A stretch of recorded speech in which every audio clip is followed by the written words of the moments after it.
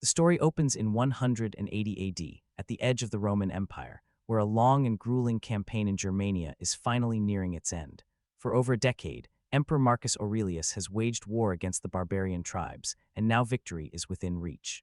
Among his forces stands Maximus, a battle-hardened general whose courage and leadership have earned him deep loyalty from his soldiers. As he arrives at the front lines, he immediately asks whether a messenger has returned from negotiations with the enemy, showing his focus even as the war draws to a close. At the same time, far from the battlefield, a heavily guarded carriage carries the emperor's children, Commodus and Lucilla, toward the war camp.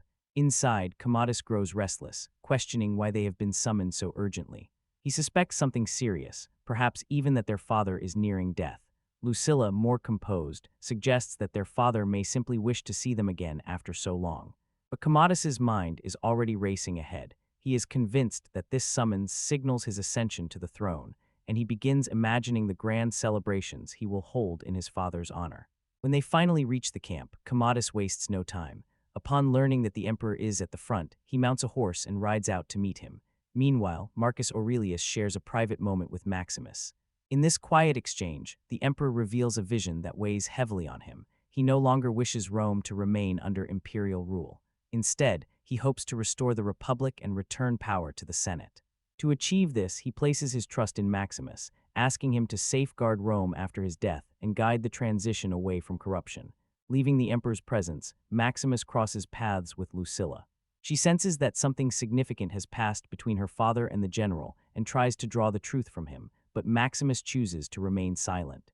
Their conversation drifts briefly into personal territory, where they reflect on their families, discovering that both have young sons of similar age. It's a quiet human moment amidst the looming tension. Later, inside his tent, Maximus speaks with his loyal servant Cicero, unaware that events elsewhere are taking a darker turn. Commodus visits his father, expecting confirmation of his future as emperor. Instead, Marcus Aurelius delivers a crushing blow. He reveals that Commodus will not succeed him. The throne, he explains, will temporarily pass to Maximus until Rome can be restored to its former republican ideals. The revelation shatters Commodus. Years of buried resentment and a desperate need for his father's approval erupt all at once. Feeling rejected and unloved, he is consumed by rage. In a moment of emotional collapse, he embraces his father, only to suffocate him, ending the emperor's life with his own hands. With Marcus Aurelius gone, Commodus wastes no time claiming power. As the new emperor, he demands absolute loyalty from Maximus, but Maximus, bound by honor and the late emperor's wishes, refuses to serve him.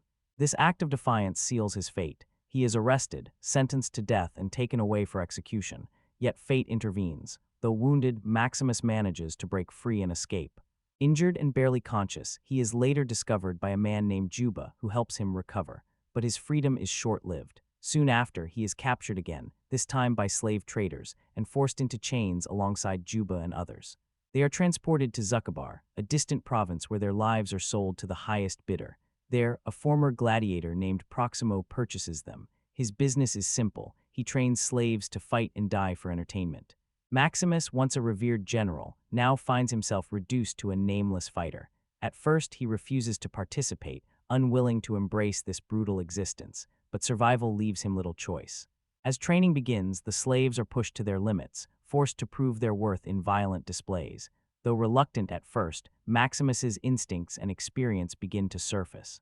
Slowly, he transforms into a formidable presence in the arena, earning both respect and attention. Meanwhile, back in Rome, Commodus is officially declared emperor. His rule quickly reveals a troubling nature. He shows little regard for tradition or the authority of the Senate. Instead, he governs with arrogance, dismissing those who question him. Senators like Gracchus grow increasingly uneasy, recognizing the danger in his behavior, but their concerns fall on deaf ears. Rather than address the growing unrest, Commodus turns to spectacle. He understands that the people of Rome can be controlled through entertainment, and so he plans lavish games to secure their loyalty. In Zuccobar, Maximus and the other gladiators are finally sent into real combat. Each fight becomes a test of survival, where skill and instinct mean the difference between life and death.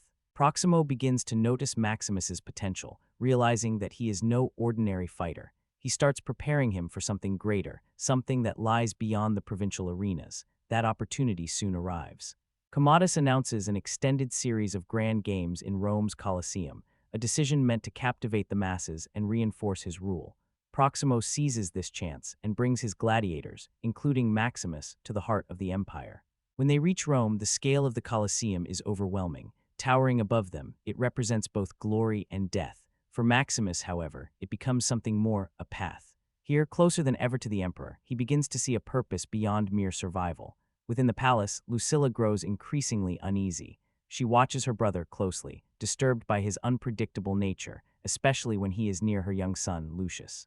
There is something deeply unsettling in his behavior, something dangerous. One evening, noticing his agitation, Lucilla gives Commodus a calming tonic. He speaks erratically, even suggesting the dissolution of the Senate, revealing just how unstable his thinking has become.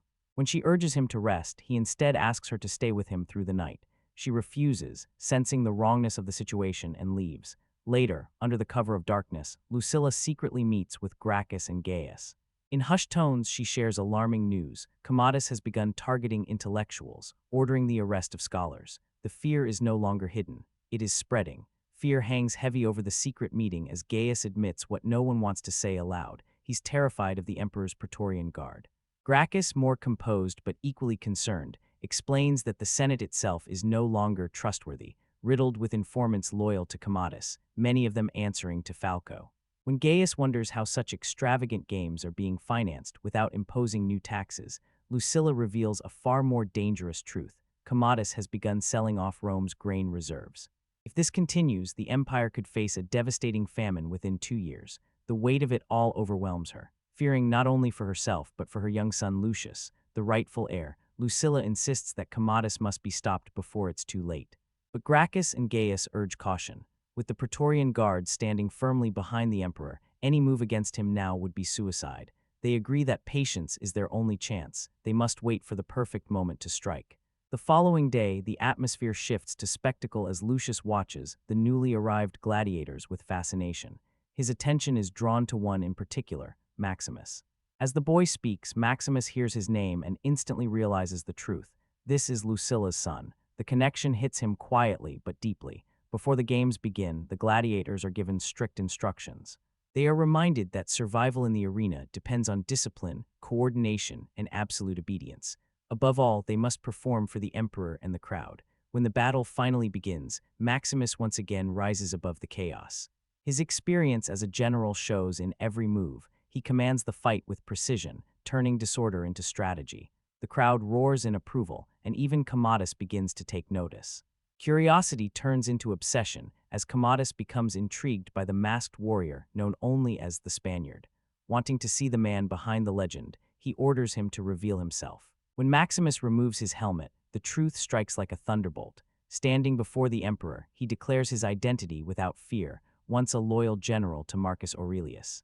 He makes his allegiance clear, honoring the true emperor and condemning Commodus for the betrayal that destroyed his family. The revelation stuns the entire arena. Commodus is shaken. This man was supposed to be dead. Rage flickers across his face, but he restrains himself.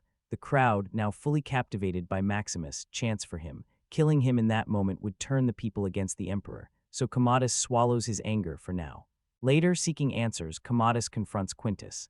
When he learns that the truth about Maximus had been hidden from him, his fury explodes. As punishment, he orders the execution of the soldiers responsible, sending a clear message: failure and deception will not be tolerated. Meanwhile, within the gladiator ranks, Maximus's influence continues to grow. What began as quiet respect transforms into loyalty. The other fighters begin to look to him not just as a warrior, but as a leader, someone who can guide them through the brutality of the arena. Back in Rome, the games continue to dazzle the public, but beneath the surface, tension is building. Gracchus and Gaius remain deeply uneasy, watching Commodus tighten his grip on power. In secret, Cicero finally reconnects with Maximus, bringing with him a glimmer of hope. He reveals that loyal troops are waiting in Ostia, prepared to rally behind Maximus if given the chance. This changes everything. Maximus begins to piece together a plan. Through Cicero, he arranges a covert meeting with Lucilla and Gracchus. In the shadows, away from prying eyes, he lays out his vision: to escape Rome, reunite with his forces, and bring an end to Commodus's rule. Gracchus hesitates. The idea of marching an army into Rome feels dangerously close to replacing one tyrant with another, but Maximus reassures him. His goal is not power, it is restoration. He intends to fulfill Marcus Aurelius's final wish and return Rome to the people. Slowly, reluctantly, Gracchus begins to believe him. As the conspiracy begins to take shape, Proximo senses that something is wrong. He warns Maximus that the emperor is growing suspicious and that any misstep could mean death. Still, Maximus refuses to turn back. He has come too far. At the same time, Commodus starts uncovering fragments of the plot. Acting swiftly, he orders the arrest of Gracchus. Lucilla's involvement does not go unnoticed, placing both her and Lucius in immediate danger. Yet Commodus uses this moment to his advantage, presenting himself to the public as both strong and merciful, masking his cruelty behind calculated control. The Colosseum once again fills with eager spectators, hungry for blood and spectacle. But this time, Commodus has something more personal in mind. He decides to face Maximus himself in the arena, determined to shape the narrative of their confrontation. However, true to his nature, Commodus ensures he has the upper hand. Before the fight begins, he secretly wounds Maximus, leaving him weakened and bleeding before he even steps into the arena. Despite the injury, Maximus enters the battlefield. Every movement is a struggle, but his will refuses to break. The clash between the two becomes more than just a fight. It is a moment of truth, witnessed by all of Rome.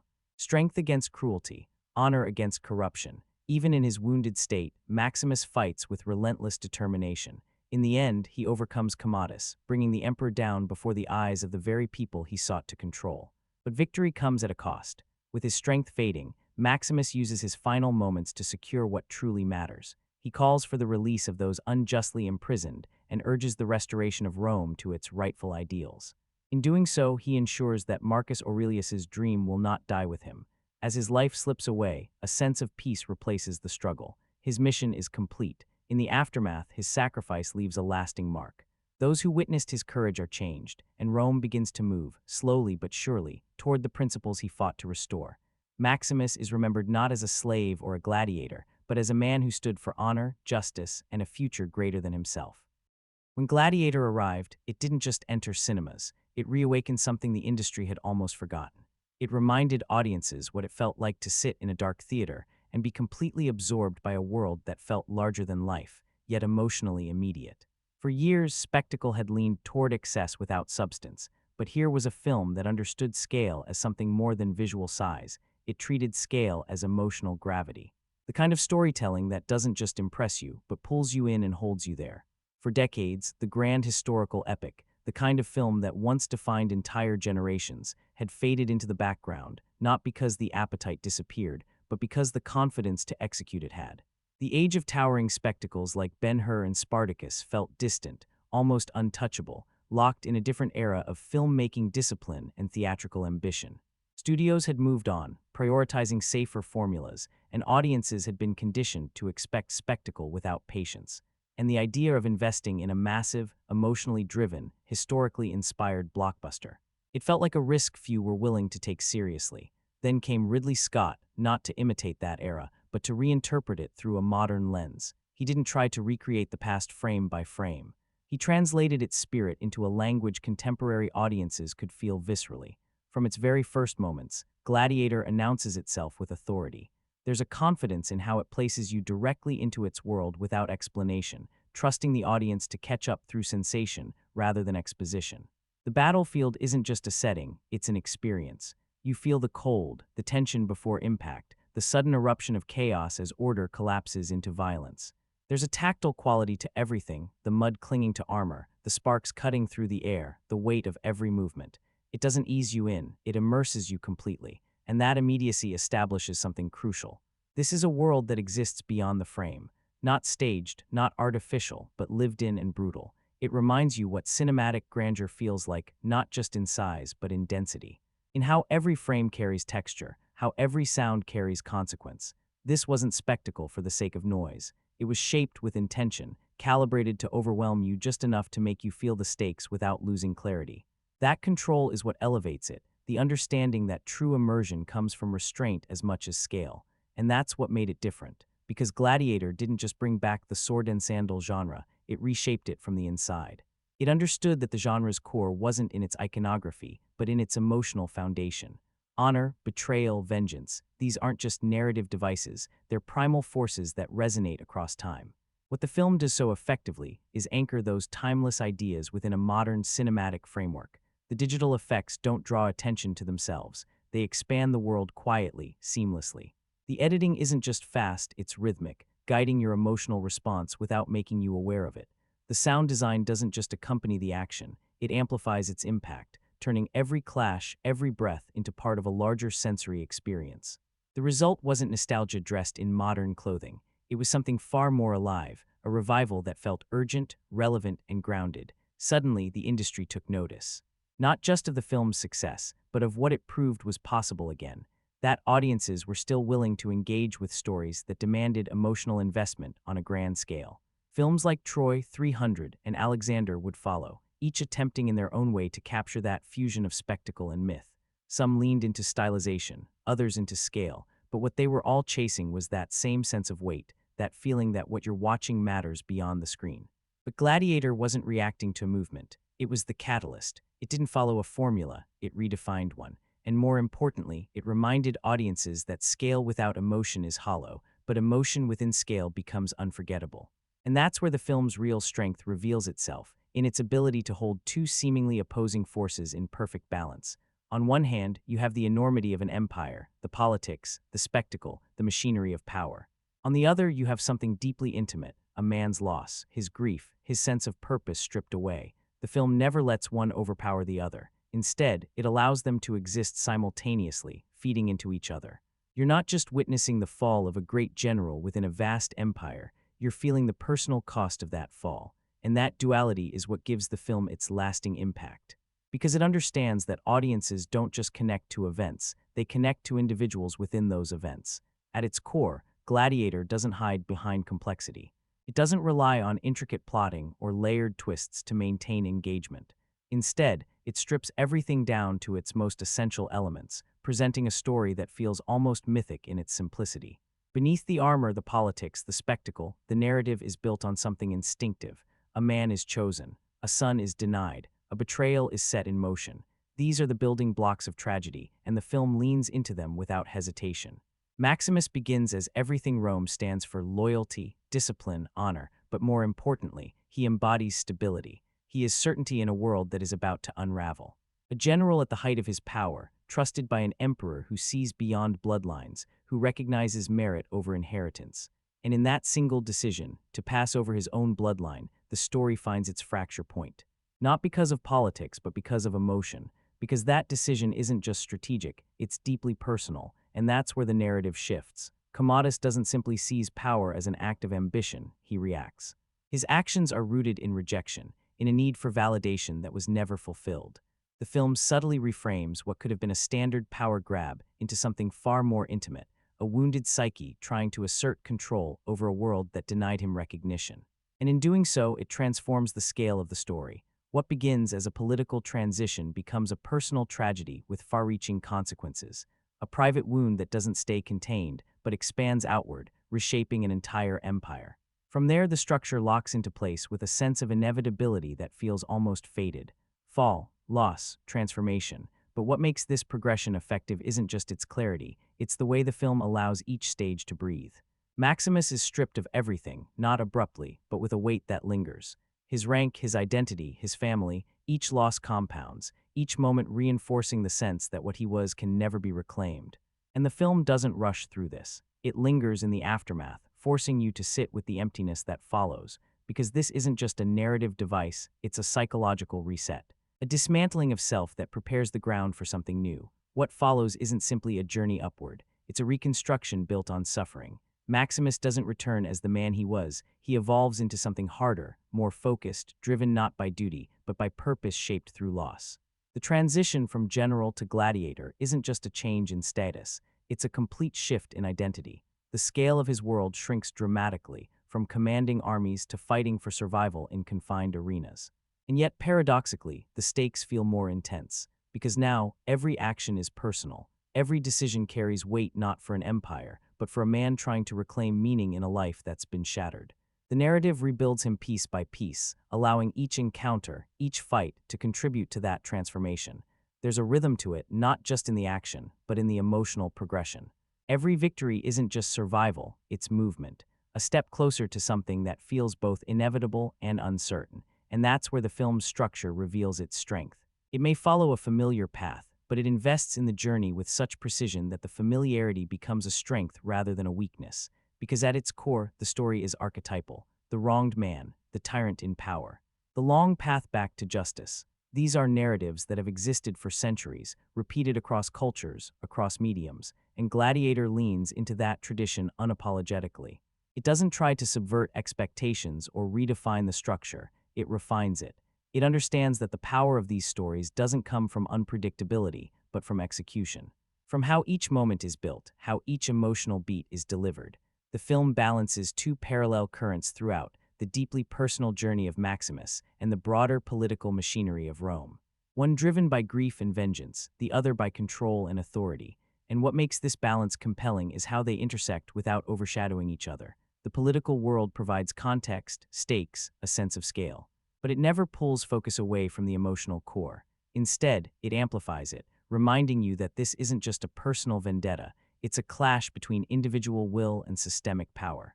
At times, the political layer recedes, allowing the film to focus entirely on emotion. And that choice is deliberate. It prioritizes clarity over complexity, ensuring that the audience remains connected to the central journey. The morality is defined clearly, almost boldly, creating a narrative that feels direct, unambiguous. That simplicity gives the story strength. It sharpens its emotional impact, making every moment resonate without confusion.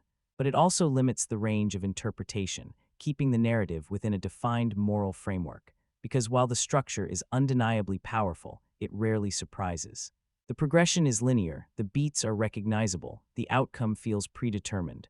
But that predictability isn't a flaw in this context, it's part of the design. You're not watching to be caught off guard. You're watching to experience the journey, to feel each step as it unfolds. The film invites you to engage emotionally rather than intellectually, to invest in the process rather than the destination. And by the time the story reaches its final act, the transformation is complete. What began as a story of betrayal evolves into something more reflective, more introspective. It's no longer just about vengeance. It's about resolution, about confronting not just an enemy, but the weight of everything that's been lost along the way. Because in the end, the film understands that true closure doesn't come from victory alone, it comes from meaning. About legacy, about a man who lost everything and still found a way to stand for something greater than himself. And what gives that idea its weight is the way the film refuses to treat legacy as something abstract or distant. It grounds it in action, in choices made under pressure, in the quiet persistence of values even when the world around them has collapsed. That's the foundation of Gladiator, simple in structure, direct in execution, but powerful in the way it carries you from beginning to end, not through surprise, but through emotional certainty. It doesn't ask you to question where the story is heading. It asks you to feel why it matters that it gets there. Beneath the armor, the dust, and the roar of the arena, Gladiator is constantly asking a deeper question. What happens to a civilization when power matters more than principle? And the film doesn't answer that question through speeches or exposition. It answers it through atmosphere, through behavior, through the gradual erosion you can sense in every corner of its world. Because this isn't just a story about one man's revenge. It's a story about a system that has already begun to decay long before the first sword is drawn. The tragedy isn't just personal, it's structural. Rome in this world isn't presented as a symbol of strength, it's presented as a structure in slow decline. And what makes that decline compelling is how subtle it feels at first. The empire still projects power. Its monuments stand tall, its arenas are filled, its authority appears unquestioned. But there's a hollowness beneath that grandeur, a sense that the foundation is no longer as solid as it seems. The film communicates this not through dramatic collapse, but through quiet imbalance, decisions that feel impulsive rather than measured, leadership that feels performative rather than earned. It's the difference between appearing strong and actually being stable, and Gladiator leans heavily into that distinction. Decisions aren't driven by wisdom, they're driven by ego, and that shift is crucial. Because once ego replaces responsibility, power becomes something to protect rather than something to uphold. Leadership stops being about stewardship and starts becoming about control. And control, by its nature, requires reinforcement. It requires visibility. It requires constant validation. Leadership isn't earned, it's inherited, manipulated, seized. And once that cycle begins, it feeds itself, creating a system where authority exists not because it deserves to, but because it has the means to maintain itself. That shift from responsibility to entitlement becomes the fault line running through the entire narrative. At the center of this is Commodus. He doesn't rule through vision, he rules through presence. Through the need to be seen, to be acknowledged, to be affirmed, and more importantly, through distraction. Because what he lacks in discipline, he compensates for with instinct, an instinctive understanding of how attention can be controlled. Bread and circuses. It's one of the most powerful ideas running through the film, not just as a historical reference, but as a governing philosophy. The notion that a system doesn't need to function properly as long as it feels engaging. That satisfaction can replace stability, and spectacle can replace accountability. And the film visualizes that idea constantly. The Colosseum becomes more than just a setting, it becomes a mechanism. A controlled environment where chaos is choreographed, where violence is structured into something palatable, even desirable. A space where the audience is invited not just to witness, but to participate emotionally. Death isn't hidden, it's displayed. Brutality isn't condemned, it's celebrated. And that transformation is what gives the arena its power. It doesn't just entertain, it conditions. It shapes how people respond, what they value, what they ignore, because the crowd doesn't just watch, they react, they approve, they become part of the system that sustains it, and that's where the danger lies. Because once the audience becomes invested in the spectacle, the line between control and consent begins to blur. Violence in Gladiator isn't random, it's curated. It's positioned in a way that reinforces authority without appearing oppressive. It becomes a language, a way for power to communicate its dominance while masking its fragility. Commodus understands this on a fundamental level. Even if he lacks the strategic mind of a great ruler, he possesses a different kind of awareness, one rooted in insecurity. He knows he cannot command respect in the traditional sense, so he manufactures it through visibility, through approval, through constant engagement. And in doing so, he creates a system where perception becomes more important than reality, where being seen as powerful matters more than being capable. And in contrast, you have Maximus. A man who exists almost outside that system, a man who doesn't perform his values, he lives them. Loyalty, honor, duty, these aren't tools for him, they're constants. And that consistency becomes disruptive in a world built on instability. He doesn't seek power, and that's precisely why he stands in opposition to it.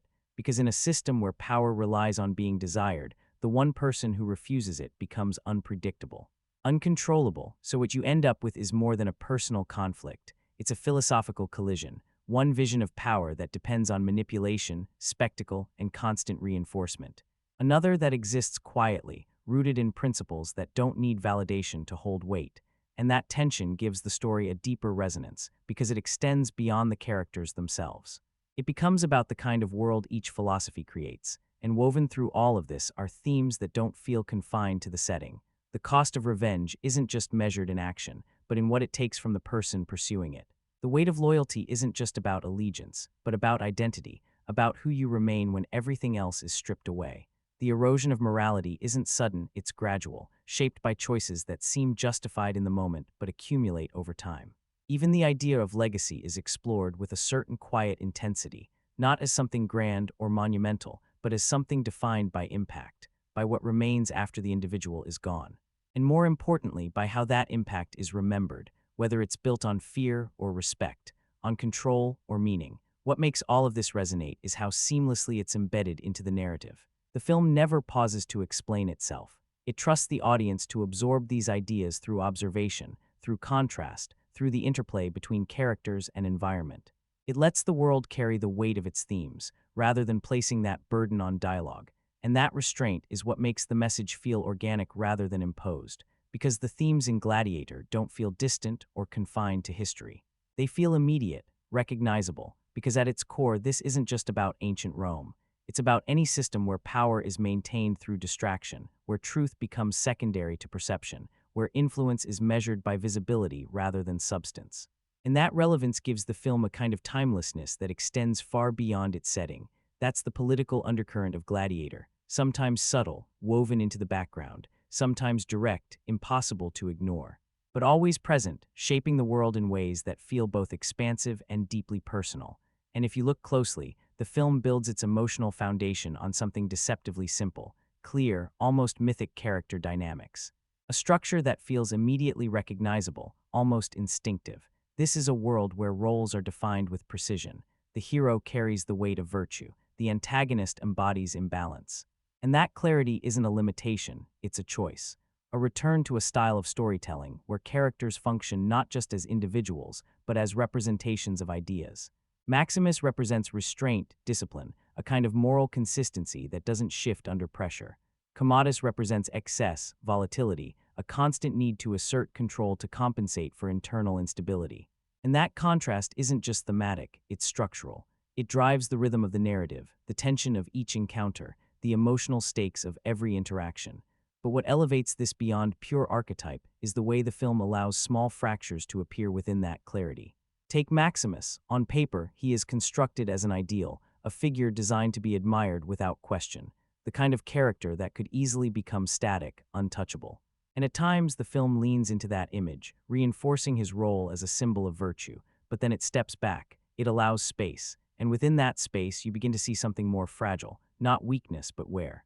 A man carrying the weight of everything he's lost, not outwardly, but internally. The way he moves, the way he speaks, the way he pauses, there's a heaviness there that isn't always verbalized, and those moments are crucial. Because they pull him out of the realm of myth and into something more tangible. They remind you that beneath the symbol is a person still processing loss, still holding onto something that can't be reclaimed. Now contrast that with Commodus.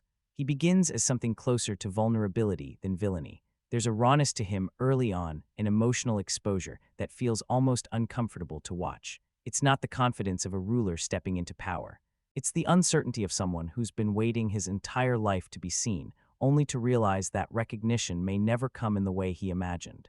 There's insecurity there, a desperate need for validation, a sense that he's constantly reaching for approval that always feels just out of reach. And that's what gives his early presence a kind of tension, not because he's threatening yet, but because he feels unstable in a way that could become dangerous. As the story progresses, that fragility doesn't disappear, it mutates, it hardens. What once felt like emotional openness becomes something defensive, something reactive. The need for love twists into a demand for obedience. The need for approval transforms into a need for control. And the film tracks that shift not through sudden changes, but through accumulation, small moments where insecurity turns into resentment, where resentment turns into cruelty. It spirals into obsession, into a state where power isn't just something he holds, but something he constantly has to reinforce to convince himself it's real.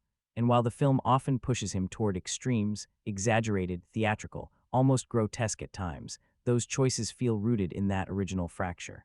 The performance leans into excess, but underneath it, there's always that same wounded core driving everything forward. A sense that this isn't just villainy in its purest form, it's instability that was never corrected, only amplified. Then you have the supporting characters, and this is where the film's world gains additional layers, even if not all of them are explored with the same depth. Some are sharply defined, serving clear roles within the narrative. Others feel more fluid, shaped by the needs of the moment rather than a fully consistent internal logic. Lucilla operates in a space of quiet calculation, and what makes her presence compelling is how controlled it feels. She's constantly navigating a system that limits her, balancing survival with subtle resistance. There's an awareness in her performance, an understanding of how power works, how it shifts, how it can be influenced without being directly challenged. She rarely acts impulsively. Instead, she observes, she measures, she positions herself carefully within a structure that could turn against her at any moment. That restraint gives her a quiet strength that contrasts sharply with the volatility around her. Proximo, on the other hand, brings a different kind of energy. He exists somewhere between pragmatism and conscience, never fully settling into one or the other. At times, he's driven purely by profit, by the mechanics of the world he inhabits, treating the arena as a business like any other. But then there are moments where something shifts, where a sense of awareness, maybe even regret, begins to surface. It's not always clearly defined, and that inconsistency can stand out, but it also gives him an unpredictability that makes him feel less fixed, less bound to a single interpretation. He's a character shaped by his environment, and that environment doesn't allow for clean moral lines. Marcus Aurelius appears briefly, but his presence carries a kind of thematic weight that extends far beyond his screen time. He represents a version of Rome that feels almost idealized, not in a naive sense, but in a way that highlights what's been lost. His philosophy, his sense of responsibility, his vision for the future, all of it stands in direct contrast to what follows.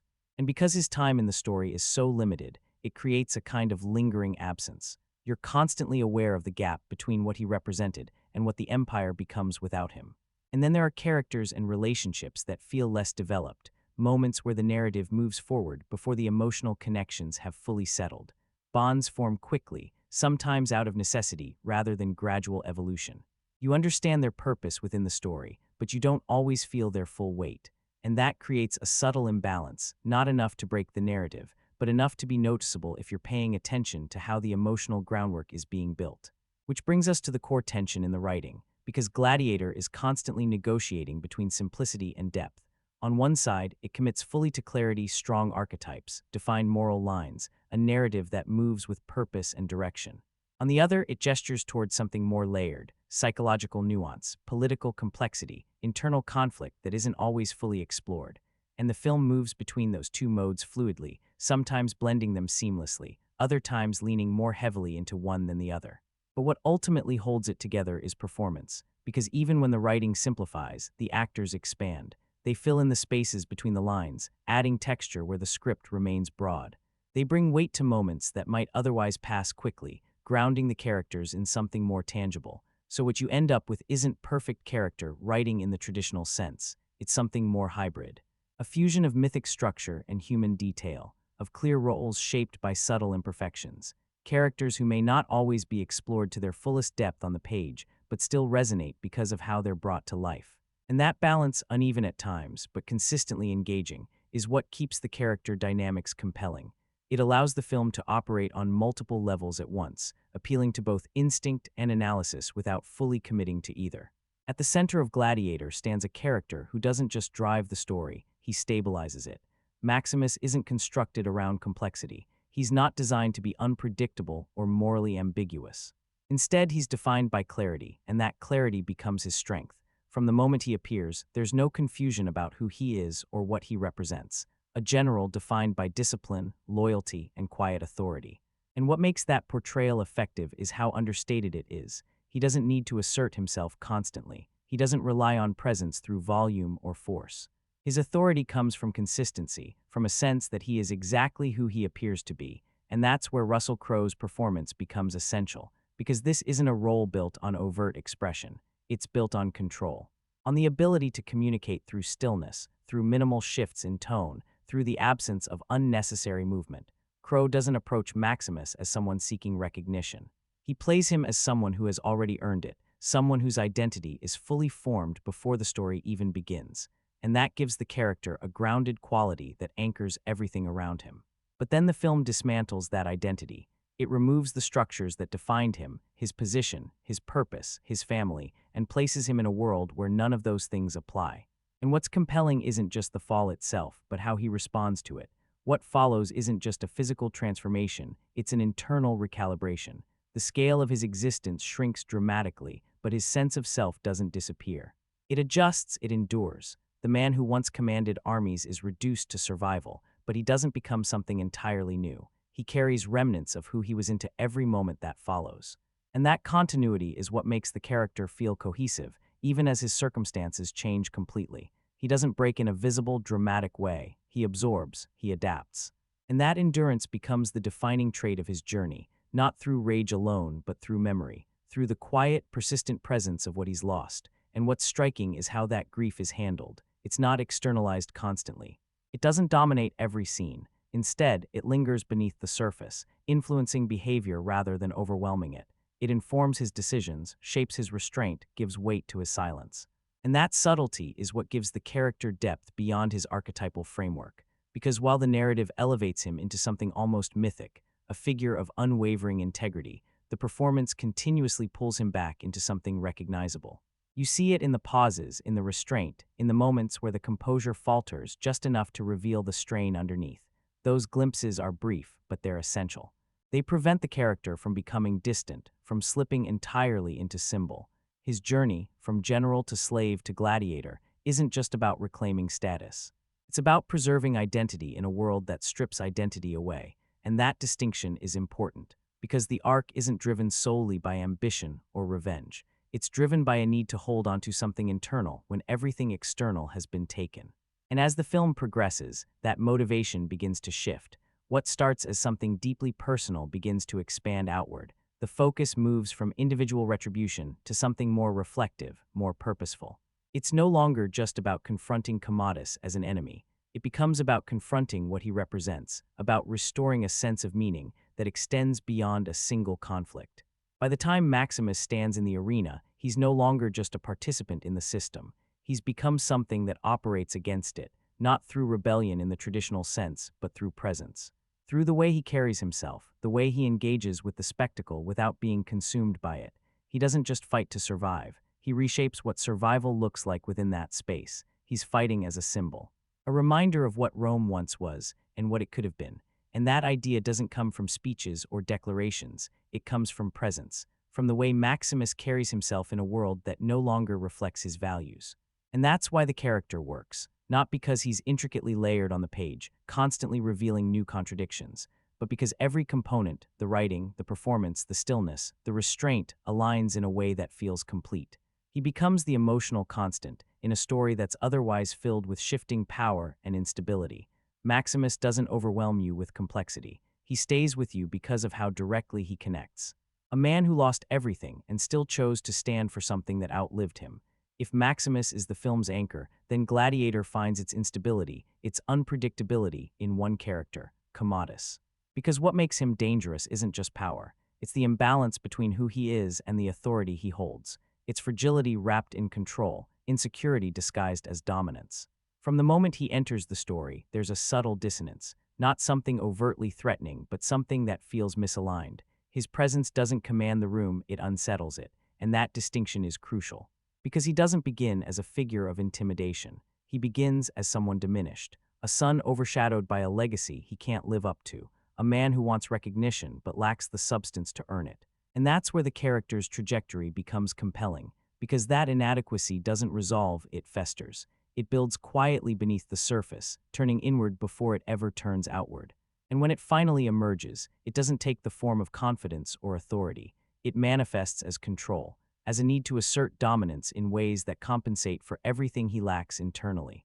Commodus doesn't understand leadership as a concept rooted in responsibility. He understands it as a position that demands validation. So instead of earning respect, he forces acknowledgement. Instead of inspiring loyalty, he engineers dependence. Every decision becomes reactive, shaped by emotion rather than intention, by jealousy rather than vision, by a constant fear of being exposed as insufficient. And that's what makes him unpredictable. He doesn't operate with long-term strategy or calculated precision. He doesn't move pieces across a board with patience. He reacts. And those reactions are often impulsive, driven by whatever emotion dominates him in that moment. That volatility creates a sense of instability that runs through every scene he's in. You're never entirely sure how far he'll go or how quickly things might escalate. There's a tension in his presence that doesn't come from strength, but from unpredictability, from the sense that control could slip at any moment. That instability is carried almost entirely by Joaquin Phoenix, because this performance isn't built on traditional markers of power. It doesn't rely on physical dominance or overt intimidation. Instead, it leans into discomfort, into awkwardness, into the spaces between words. Phoenix allows silence to linger just a little too long. He lets expressions settle in ways that feel slightly off, slightly delayed, and that creates an unease that's difficult to shake. You don't just see Commodus as a threat, you feel unsettled in his presence, because there's something unpredictable in the way he exists within a scene. And what makes the performance even more effective is how it never fully detaches from that initial vulnerability. The need to be seen, to be validated, never disappears. It evolves, it distorts, it becomes something darker, more controlling, but it never fully loses its origin. And that continuity is what makes the character feel psychologically grounded, even as his behavior becomes more extreme. You're not just watching a villain assert power. You're watching someone try to fill a void that power can't actually resolve. The film amplifies that unease by pushing his relationships into uncomfortable territory. There's a distortion in how he connects with others, a lack of boundaries that feels invasive rather than commanding. His emotions don't settle, they surge. They escalate quickly, often without warning, and that volatility makes every interaction feel charged. There's a sense that he doesn't fully understand the limits of his own behavior or the consequences of it, and that lack of self-awareness makes his authority even more dangerous. Because he isn't just misusing power, he's overwhelmed by it. As the story progresses, that instability doesn't stabilize, it intensifies. The fragile son becomes a volatile ruler, but the transition doesn't smooth out his edges. It sharpens them. The need for approval evolves into an obsession with dominance, but it's never secure. It's never settled. It constantly needs reinforcement, constantly needs to be proven. And by the final act, what you're watching isn't just opposition, it's deterioration, a man unraveling under the pressure of the very position he fought to obtain. And yet, the film never fully strips away his humanity. There are still moments, brief, almost fleeting, where that original insecurity surfaces, where the facade drops just enough to reveal the uncertainty underneath, and those moments matter. Because they prevent the character from becoming one-dimensional. He isn't just an embodiment of corruption, he's a product of it, someone shaped by expectations he couldn't meet, by validation he never received, by power he never understood. In a story built on clear contrasts, Commodus introduces something more chaotic, less defined. While Maximus stands as a fixed point, a representation of consistency, Commodus represents instability. The consequences of authority placed in the wrong hands. And that contrast doesn't just drive the narrative, it sustains it. Because no matter how grounded the hero feels, it's the unpredictability of the antagonist that keeps the tension alive.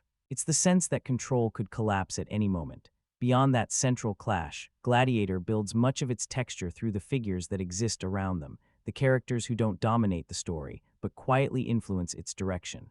And that's where the film expands beyond a simple duality, because it isn't carried by two performances alone. It's supported by a network of perspectives that give the world a sense of depth, even when those perspectives aren't fully explored. Take Lucilla, played with controlled intensity. She exists in a constant state of calculation. What makes her compelling isn't just what she does, but how she navigates the space around her. She understands the mechanics of power in a way that most characters don't. She recognizes its fragility, its volatility, the way it can shift without warning, and that awareness informs every choice she makes. There's a careful precision in how she speaks, how she reacts, how she positions herself within a system that gives her proximity to influence but never full control over it. Her presence is defined by restraint.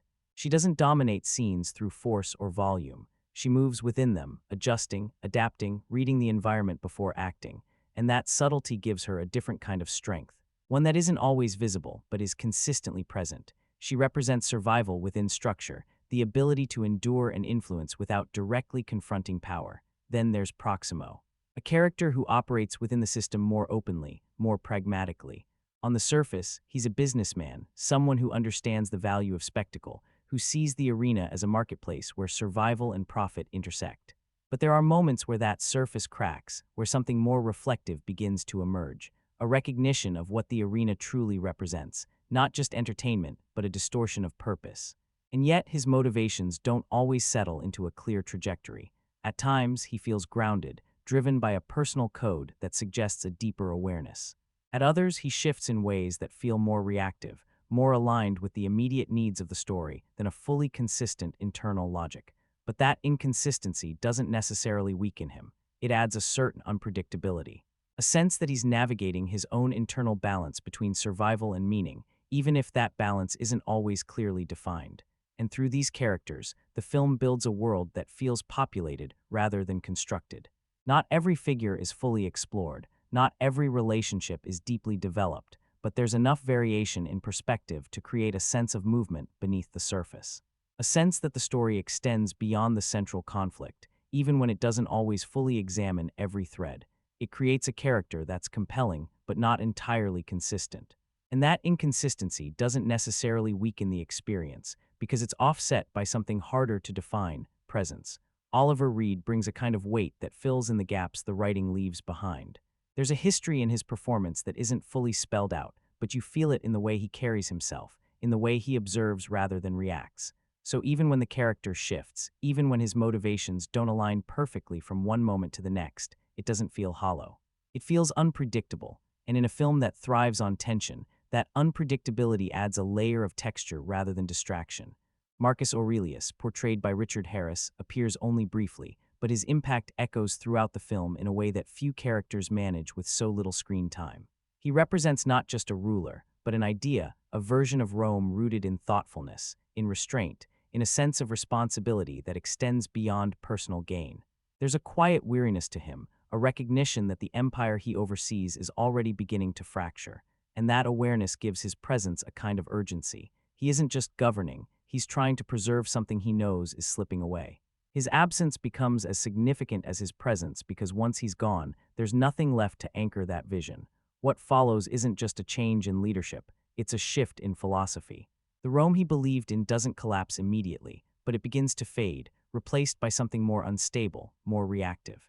And then there are the others, figures like Jimon Hounsou's gladiator companion, Derek Jacobi's senator, and the broader network of allies and observers who exist within this world.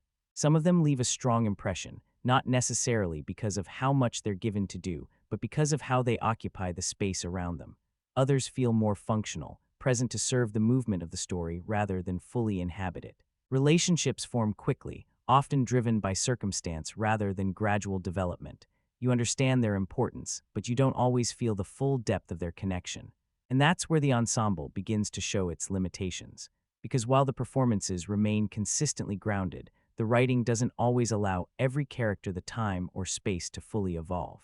Some arcs begin with promise but don't reach a complete resolution. Some dynamics are introduced with emotional weight but move forward before that weight has fully settled.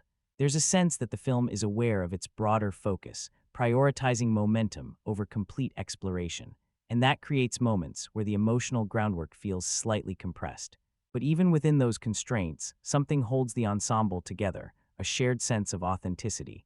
These characters don't feel like additions placed around the central narrative. They feel like extensions of the world itself. Each one reflects a different aspect of Rome, its hierarchy, its survival instincts, its moral compromises. And that collective presence builds an environment that feels inhabited rather than constructed. Not every individual is fully realized, but together, they create a structure that supports the larger story. It's not a perfect ensemble in the traditional sense. It doesn't aim for equal depth or balanced arcs across all its characters, but it functions effectively within the scope of what the film is trying to achieve. It reinforces the themes, adds perspective, and gives the world enough dimension to feel credible. And in a story operating at this scale, that becomes more important than giving every character complete resolution. What matters is that when they're on screen, they contribute something meaningful to the atmosphere and progression. At a certain point while watching Gladiator, you stop focusing on individual moments and start becoming aware of the hand shaping them. Because this is a film where direction isn't just a guiding force, it's a defining identity. Ridley Scott doesn't simply arrange scenes. He constructs experiences that feel cohesive, deliberate, and immersive. Every frame carries intention. Every transition feels placed rather than incidental. There's a clarity in how the film moves from one moment to the next, as if each sequence has been designed with a precise understanding of its role within the larger whole. And what stands out most is the balance he maintains between scale and intimacy. On one end, you have enormity, environments that feel expansive, populated, almost overwhelming in their size and movement. Battlefields stretch outward, architecture towers upward, crowds fill the frame with controlled chaos. But within that scale, the film never loses its focus on the individual. The camera doesn't drift into distance. It returns consistently to the human center of each moment. You're not positioned as a distant observer. You're placed within the experience. The movement of the camera, the way it navigates space, the way it lingers or pulls away, all of it is calibrated to maintain that sense of immersion. And that immersion isn't achieved through excess. It comes from control. From knowing exactly when to expand the frame and when to narrow it, when to let the environment dominate, and when to let a single expression carry the weight of the scene. A wide shot establishes the magnitude of the world, but it's the closer moments that give that world meaning, and the film moves between those two states with a kind of fluid precision. It never feels abrupt. It never feels disconnected. Instead, it creates a rhythm, a visual language that guides how you engage with what you're seeing. What makes this even more effective is how little the film depends on direct explanation. It trusts visual storytelling to carry information that could easily have been delivered through dialogue. You understand the structure of Rome not because it's described to you, but because of how it's presented. Where characters are placed within a frame, how they move in relation to others, the distance between them, the elevation, the positioning, all of it communicates hierarchy without a single word needing to define it. Power becomes something you can see. Status becomes something you can read instantly. Even emotional shifts are conveyed visually, through stillness, through movement, through the way the camera holds or releases a moment. A pause can carry as much meaning as a line of dialogue, sometimes more, and that reliance on visual communication gives the film a kind of clarity that dialogue alone couldn't achieve. There's a precision to it, almost architectural in how scenes are constructed, but what elevates it beyond technical control is the consistency of tone. The film moves through different modes, political tension, physical action, personal loss, but it never feels fragmented. There's a unified atmosphere that runs through everything. Grounded, textured, slightly worn. Nothing feels overly polished. Nothing feels detached from reality. Even in its most stylized moments, there's a sense of weight that keeps it anchored. And that grounding is essential, because with a film operating on this level of scale, it would be easy for spectacle to overshadow substance, for visual ambition to pull focus away from emotional clarity. But Scott avoids that by ensuring that every large moment still serves something beneath it. Character, theme, momentum. The spectacle isn't separate from the story, it's an extension of it. Even the arena sequences reflect that approach. They're not treated as repetitive displays of action. Each one is shaped differently, framed with its own rhythm, its own tension, its own perspective. The variation keeps them from becoming mechanical. It allows each encounter to feel like part of a progression rather than a repetition. Now, that doesn't mean the direction is without familiarity. There are moments where the visual language leans into recognizable patterns, where certain stylistic choices echo traditions that existed before or would become widely imitated afterward. But that familiarity is also a reflection of influence, because what the film establishes doesn't just exist within itself, it extends outward, shaping how similar stories would be told in the years that follow. Because many of those familiar elements started here. What Gladiator does more than anything is demonstrate what happens when a director isn't just orchestrating scale, but shaping meaning through it. When every visual choice carries intention, when spectacle isn't layered on top of the story but embedded within it. And that's why the direction stands out, not because it announces itself loudly, but because it operates with certainty.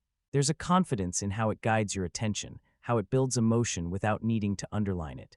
It understands exactly what it wants you to feel, and more importantly, how to make you feel it without forcing the moment. There's a point early on in Gladiator where the film makes a promise, not through words but through sensation. The opening battle doesn't introduce the world gently, it overwhelms you with it. The chaos isn't stylized into something elegant. It's dense, chaotic, difficult to process in a single glance. Fire spreads unpredictably, arrows cut through space with speed that feels sudden rather than choreographed, and formations dissolve into close-quarters clashes that feel claustrophobic despite the openness of the environment. There's no distance between you and what's happening, and that immediacy sets the tone for everything that follows, because the spectacle in Gladiator isn't defined by size alone, it's defined by physical impact. Every movement feels weighted. Every strike lands with consequence. The sound, the motion, the pacing, all of it works together to create a sense that what you're watching has resistance, friction, presence. You're not just observing action as a sequence of events. You're experiencing the force behind it, and that's what separates it from spectacle that exists purely to impress. This is action built with purpose, designed to reinforce the world rather than distract from it. When the story transitions into the arena, the film doesn't fall into repetition. It expands its approach. Each encounter becomes distinct, not just in terms of choreography, but in what it represents. One moment emphasizes survival, raw, instinctive, immediate. The next introduces coordination, a need to function as part of something larger. Then it shifts again, becoming something performative. Because the Colosseum isn't just a place where battles happen, it's a system that transforms combat into narrative. It requires structure. It requires pacing. It requires spectacle that can be understood and consumed. And that's where the action begins to carry additional layers. The reenactment battles, in particular, highlight this transformation. These aren't uncontrolled clashes. They're orchestrated scenarios, designed with roles and expectations. The fighters aren't just responding to each other, they're responding to a framework imposed on them. And within that framework, Maximus adapts in a way that reflects his past without directly returning to it. He doesn't simply react. He reads the space, anticipates movement, imposes structure where chaos is expected. And through that, the nature of the action shifts. It becomes less about individual dominance and more about awareness. About control within limitation. And that evolution keeps the sequences from feeling repetitive because each one builds on the last. There's progression, not just in outcome, but in approach. You're watching the same environment, but through a changing perspective. And that variation gives each moment its own identity. Visually, the film reinforces that progression by constantly adjusting how it presents these sequences. Wide shots establish the scale, the enormity of the arena, the overwhelming presence of the crowd, the smallness of the individual within it. Then, without warning, the perspective tightens, the space compresses. You're pulled into the immediacy of the fight, where movement feels faster, more chaotic, more difficult to track. That constant shift between distance and proximity creates a rhythm that keeps the action engaging. It prevents detachment, but also avoids saturation. And that rhythm isn't accidental. The pacing of each sequence is carefully structured. There's a build, a release, a moment of recalibration, and then another escalation. It allows each encounter to breathe without losing momentum. It ensures that no moment feels interchangeable with another. But what gives the action its lasting impact is the way the film refuses to fully glamorize it. There's excitement, undeniably. There's tension, energy, a sense of engagement that pulls you in. But layered beneath that is something more uncomfortable: the repetition, the brutality. The sense that this isn't a necessity, it's a performance sustained for the sake of reaction. And that contrast creates a subtle tension between what you're feeling and what you're witnessing. Because while the crowd within the film responds with enthusiasm, the film itself maintains a degree of distance. It allows you to feel the intensity, but it doesn't let you forget the reality behind it. That people are being reduced to spectacle, that violence is being framed as entertainment, and that awareness gives the action a weight that goes beyond immediate impact. It forces a kind of reflection, even if it's not explicitly stated. That's what elevates it. It's not just spectacle designed to impress. It's spectacle designed to immerse, and then challenge the experience of that immersion. If the direction shapes how the story unfolds, then the cinematography defines how that experience is internalized. Because Gladiator doesn't just present a world visually, it conditions how you perceive it. From the beginning, the visual language establishes a duality that runs through the entire film: scale and intimacy. And the camera moves between those two states with a precision that mirrors the narrative itself. One moment, you're observing vastness, landscapes that stretch outward, structures that rise above everything around them, compositions that emphasize how small individuals are within a larger system. The next, you're brought into something confined: faces, hands, stillness, moments where the external world fades and all that remains is internal weight, and that contrast does something essential. It keeps the emotional core from being lost within the scale. No matter how expansive the environment becomes, the film continuously returns you to something personal. It reminds you that behind the spectacle, there are individuals experiencing it. Wide shots are used with intention. They aren't there simply to impress or establish location. They communicate hierarchy. They show you who holds power, who is overshadowed, who exists within the margins of the frame. Rome isn't just presented as large, it's presented as dominant. Its scale isn't neutral, it's imposing. It creates a sense that the individual is constantly being absorbed into something greater, and nowhere is that more evident than in the Colosseum. The first time you enter it, the perspective is carefully chosen. Low, grounded, aligned with those stepping into the space rather than those observing from above. The structure rises around you, not as background, but as presence. It doesn't feel static, it feels aware. As if it holds memory, expectation, anticipation. It towers not just physically, but psychologically. And that framing shifts your relationship with it immediately. You're not looking at it from a safe distance. You're placed within its scale, forced to experience its weight the same way the characters do. And in that moment, you don't just understand its size, you feel its weight. It presses in on you, not physically, but psychologically. The space isn't just large, it's imposing, almost sentient in how it frames the people within it. And that's what the film keeps returning to: the idea that environments aren't neutral. They shape behavior, they define presence, they influence how power is perceived. But the film doesn't rely on scale alone to achieve that. Running beneath all of it is a quieter, more intricate visual language that operates almost invisibly, yet constantly reinforces the emotional tone. It's in the details, the way light settles unevenly across a face, revealing more in shadow than in clarity. The contrast between spaces that feel open and spaces that feel enclosed, not just physically but emotionally. The transitions between violence and memory, where the visual tone itself shifts to signal something internal rather than external. These choices aren't decorative, they're deliberate, functioning as a kind of visual subtext that runs parallel to the narrative. Even the movement of the camera carries meaning. During moments of conflict, it loses stability, becoming reactive, almost searching for focus in the middle of chaos. That instability places you within the experience rather than outside of it. In contrast, political scenes adopt a different rhythm entirely. The camera slows, steadies, holds its position longer than expected. There's a sense of control, but also of tension, as if something is being restrained just beneath the surface. And then, in the most personal moments, everything softens. The motion becomes fluid, almost drifting, as if time itself has loosened its grip. That shift isn't announced, it's felt. And that fluidity is what allows the film to move seamlessly between extremes. From spectacle to intimacy, from chaos to stillness, without ever feeling abrupt or disconnected. It creates a continuity of experience, even as the tone shifts. Color plays an equally important role in that continuity. The palette isn't static, it adjusts subtly depending on the emotional context. War is stripped of warmth, drained of vibrancy, leaving behind something cold and uninviting. Rome carries richness, but it's muted, aged, never pristine. There's a sense that what you're seeing has endured, has been worn down over time. And then there's memory, which feels almost separate from everything else. Softer, warmer, slightly removed from reality. Not exaggerated, but heightened just enough to feel like something remembered rather than lived. That distinction becomes crucial, because it creates a visual separation between what exists and what has been lost, between the present and the past. And that separation reinforces the emotional core of the story without ever needing to articulate it directly. All of these elements work together to create immersion, but not through excess, through cohesion. Every visual choice feels connected to the same tonal framework, the same emotional logic. Nothing stands out as misplaced, nothing disrupts the illusion, and that consistency is what allows the world to feel whole. There are moments where certain techniques feel recognizable, where stylistic choices echo patterns that would later become widely adopted. But that familiarity doesn't diminish their impact, it reinforces it.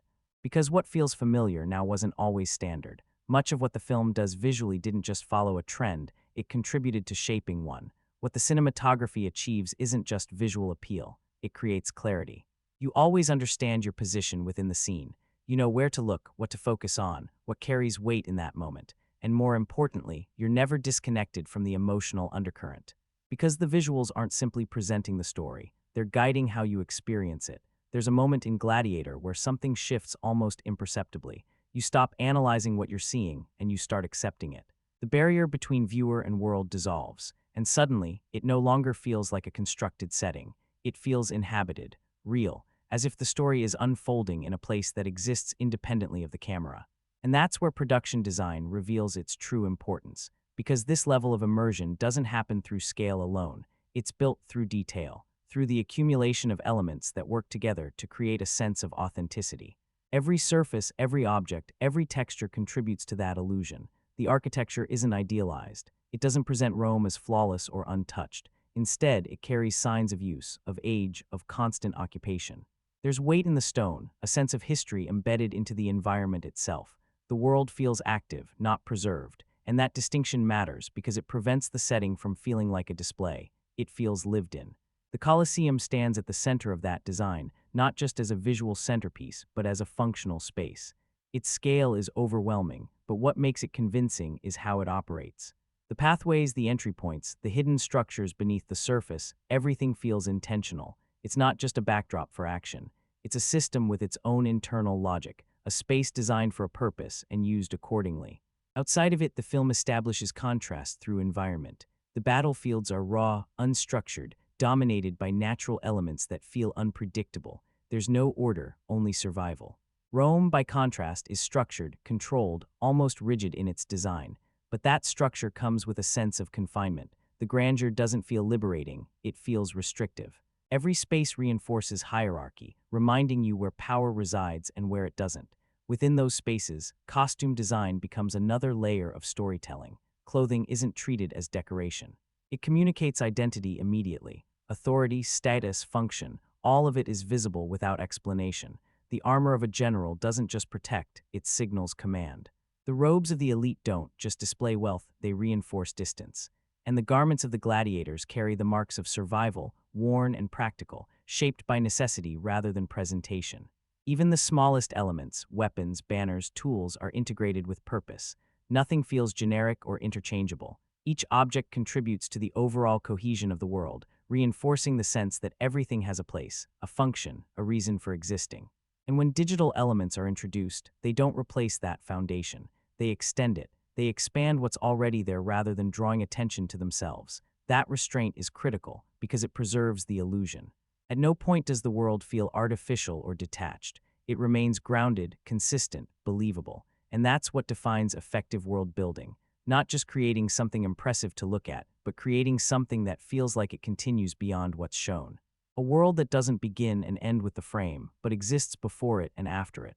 And that's exactly what Gladiator achieves. It It doesn't just present ancient Rome as an idea, it constructs it as an experience. Something tangible, something immersive, something that, for a moment, convinces you it was real enough to step into.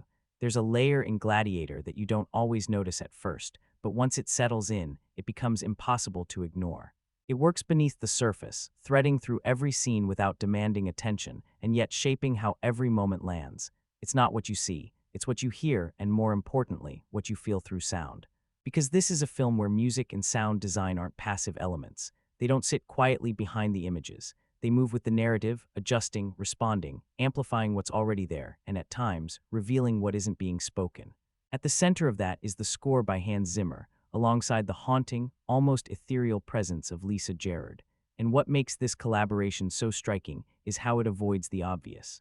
It doesn't chase grandeur simply because the visuals demand it. It doesn't rise just to match the scale on screen. Instead, it works in contrast as often as it works in alignment.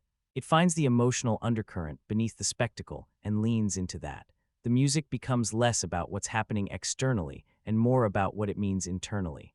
There are moments where dialogue recedes almost entirely, where the film allows silence or minimal sound to create space, and then the score enters, not abruptly, but almost like a memory surfacing. Gerard's voice doesn't feel grounded in the physical world of the film. It feels distant, almost untethered, like something echoing from somewhere beyond the present, and that quality transforms those moments. They don't feel like conventional emotional beats. They feel reflective, as if the film itself is stepping outside the immediate action to acknowledge something deeper. Even when the music swells, it rarely feels triumphant in a traditional sense. There's always a trace of something unresolved within it, a sense that even in moments of victory, something has been lost that can't be recovered, and that emotional duality becomes a constant presence. Because the film is always balancing two opposing states, the intensity of conflict and the quiet pull of remembrance. The battles are loud, aggressive, overwhelming, but the music often resists that tone. It introduces something softer, more reflective, creating a kind of emotional counterpoint. It reminds you that behind every moment of action, there's consequence. Behind every act of violence, there's absence. And that contrast deepens the experience, preventing the spectacle from becoming purely visceral. Then there's the sound design, which operates on a different but equally important level. This is where the physical world of the film fully comes alive, not in a heightened or exaggerated way, but in a way that feels immediate and immersive. The sounds aren't just present, they're textured. The clash of metal doesn't ring out cleanly. It feels sharp, abrupt, almost jarring. Footsteps carry weight depending on where they fall, hollow in corridors, heavy in open ground, absorbed in softer terrain. And that attention to detail creates a sense that every environment has its own identity. The battlefield is chaotic in its construction. Sounds overlap without clear separation. There's no single focal point. Instead, everything collides, voices, impacts, movement, creating a sense of disorientation that mirrors the visual experience. You're not meant to track each element individually. You're meant to feel the confusion, the lack of control. The Colosseum, by contrast, introduces a different kind of soundscape. It's still loud, still intense, but it carries structure. The crowd becomes a collective presence, reacting in waves rather than fragments. There's a rhythm to it, a rise, a pause, a release. Anticipation builds audibly before anything even happens. And when the reaction comes, it reinforces the idea that the arena isn't just a place. It's a system driven by response. And within all of that sound, the film understands the power of removing it. There are moments where everything drops away, no score, no ambient noise, no external interference, just presence. Just the character, the space, the moment itself, and those pauses carry a different kind of weight. They allow the emotion to settle without guidance. They give the audience room to process rather than react. When sound returns after those moments, it doesn't feel like a continuation, it feels like an arrival. Whether it's a single sustained note or a full orchestral swell, it lands with impact because it's been given space to matter. And that careful use of silence becomes just as important as the sound itself. There are elements within the score that feel recognizable, tones and motifs that echo across other works. But instead of making it feel repetitive, it reinforces its influence. Because what the film establishes here doesn't stay contained. It extends outward, shaping how similar stories would later be scored and experienced. What Gladiator achieves through sound isn't just technical precision, it's alignment. Every element, music, ambient sound, silence, is connected to the emotional intent of the scene. Nothing feels arbitrary. Nothing feels added for effect alone. It all serves a purpose. because in the end, the film doesn't just present a story visually. It surrounds you with it. It builds an environment you don't just see, but inhabit. And when the visuals fade, when the images begin to blur in memory, it's often the sound that remains. The tone, the echo, the feeling it left behind. There's an uncomfortable truth sitting at the heart of Gladiator. For all its beauty, all its craftsmanship, all its emotional depth, this is a film built on violence, not concealed, not softened, but placed directly in front of you and framed in a way that demands attention. From the opening battle to the final confrontation, the brutality is consistent. Blades cut without hesitation. Bodies fall with weight. The physical cost of conflict is never entirely hidden. At first, that intensity feels overwhelming. It demands a reaction, but over time something begins to shift. The repetition sets in. The patterns become recognizable. One fight begins to resemble another, not in choreography, but in structure. And that familiarity changes how it's experienced. Because inside the Colosseum, violence isn't treated as necessity. It's presented as spectacle, as something to be consumed. The crowd doesn't respond with hesitation or discomfort. It responds with enthusiasm, with expectation, and the more it's given, the more it demands. And that's where the film becomes quietly self-aware. Because while it delivers those moments with precision, carefully constructed, visually engaging, undeniably compelling, it also places you in the same position as the audience within the story. You're watching, you're engaged, you're reacting, and at some level that reaction aligns with what you're seeing on screen. That alignment creates tension, not overtly, not in a way that interrupts the experience, but in a way that lingers beneath it.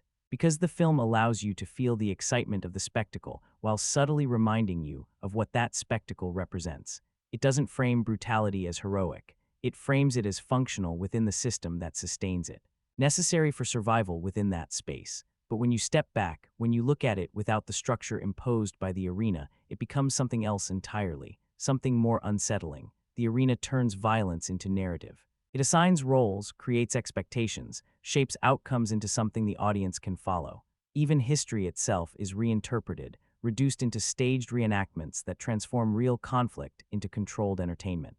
And in doing so, it removes individuality from the act. It standardizes it. One death begins to resemble another. One victory echoes the last, and that repetition is the point. It reflects a system where meaning is gradually stripped away, replaced by pattern, by expectation, by the need to sustain engagement rather than question it. That's why at times the impact fades. Not because the film loses control, but because it deliberately reflects a world where repetition has dulled sensitivity, where the extraordinary has become routine. And that choice is quietly unsettling, because it mirrors something beyond the film itself. The more the violence repeats, the more it risks blending together, not as a flaw in execution, but as a reflection of a system that thrives on desensitization. And yet, even within that repetition, the film never fully lets you drift into detachment. It punctures that rhythm with moments of clarity, brief, precise reminders that behind every motion, there's a human presence, a life that isn't defined by the role it's been forced into. These moments aren't emphasized heavily. They're not framed as grand emotional interruptions. Instead, they appear subtly, almost quietly, and because of that, they carry more weight. They interrupt the pattern just enough to remind you of what's being lost within it. So you're left in a conflicted position. You're engaged by the action, drawn into its structure, responding to its intensity. But at the same time, there's an awareness that what you're responding to is part of something hollow. Something constructed not to preserve meaning, but to replace it. That tension between engagement and awareness becomes one of the film's most effective undercurrents. Because Gladiator doesn't just present violence as an element of the story. It examines how violence is transformed once it's framed as spectacle, how quickly it shifts from something consequential to something consumable, and how easily that transformation strips it of its original weight. That's the contradiction the film sustains. It delivers spectacle at its highest level, while quietly questioning the foundation that spectacle is built on. And within all of that, what ultimately holds everything together is the writing. Not because it seeks complexity at every turn, or because it reinvents narrative structure, but because it understands progression. It knows how to carry an audience forward without hesitation, without losing momentum. From the opening conflict to the final resolution, the story moves with purpose.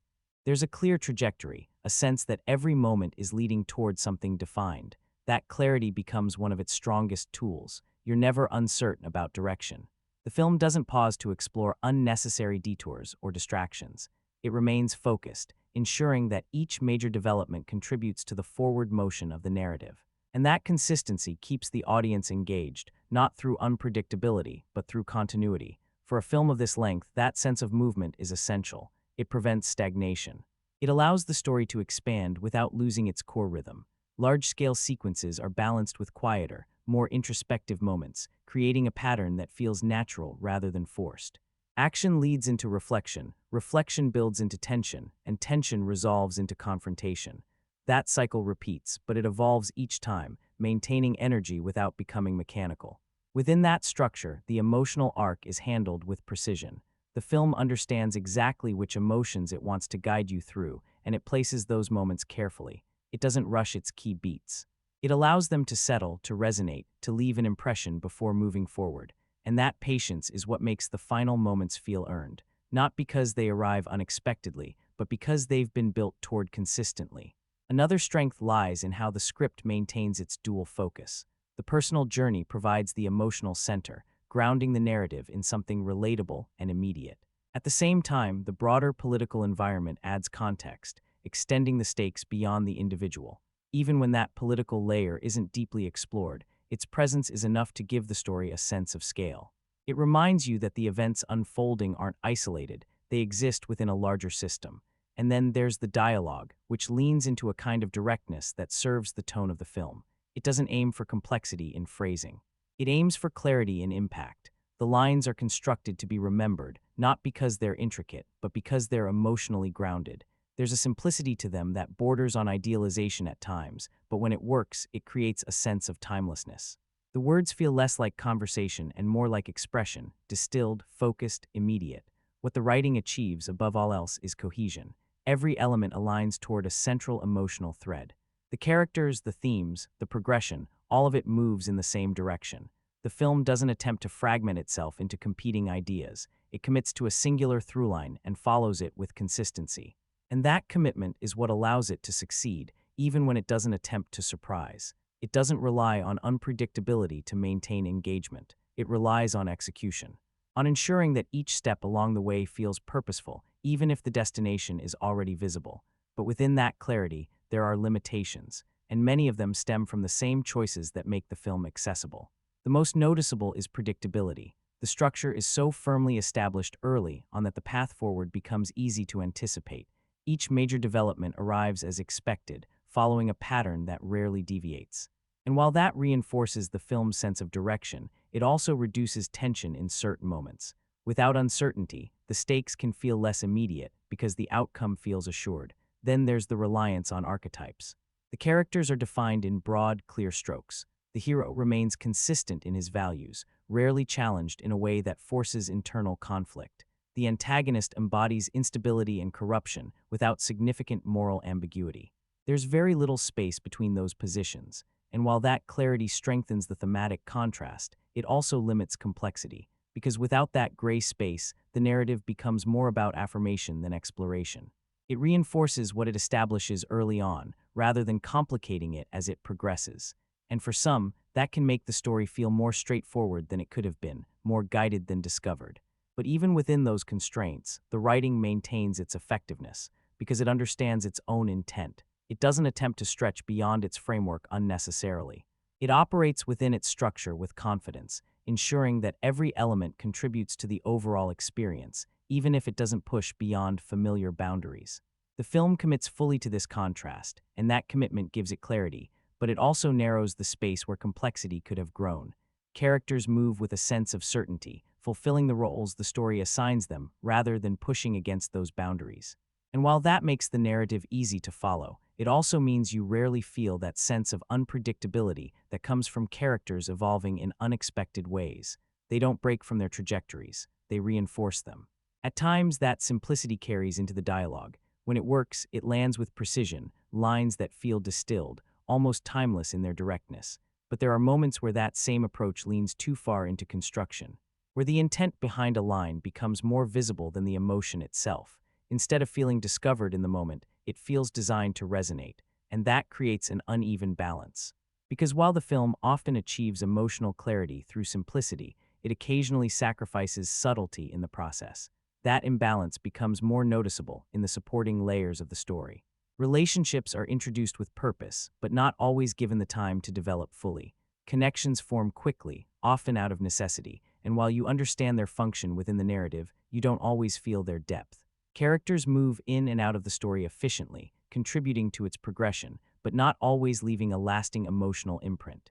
There's a sense that the film is aware of its central focus and prioritizes it above all else, even if that means compressing the arcs around it. Even within the main narrative, certain transitions happen with minimal internal exploration. Motivations are clear. You always understand why characters act the way they do, but the emotional process behind those shifts isn't always examined in detail. The film favors movement over introspection.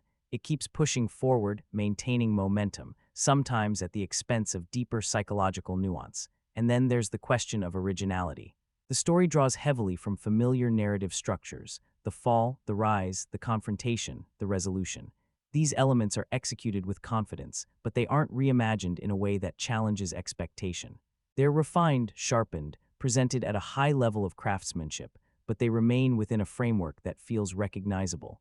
And that creates an interesting contrast with everything else the film achieves.